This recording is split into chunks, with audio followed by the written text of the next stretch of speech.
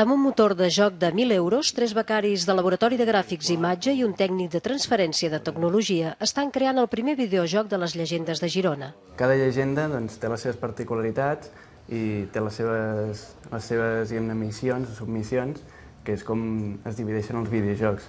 Llavors, cada llegenda es composa d'una sèrie de passos que l'usuari ha d'anar seguint una mica com per completar el que seria com una pel·lícula. Des de la Girona actual, el joc que permetrà a l'usuari conèixer el passat de la ciutat enllaça amb la Girona medieval, on el protagonista conviurà amb personatges de l'època i del món fantàstic de les llegendes.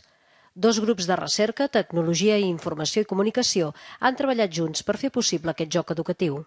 El fet de passar a la Girona antiga ens permet donar moltes pistes sobre el desenvolupament històric de Girona, tots els assetjaments que hi ha hagut per part de l'exèrcit francès, per exemple, que aquí en surten uns quants, i altres aspectes relacionats amb la història de Girona fins als nostres dies.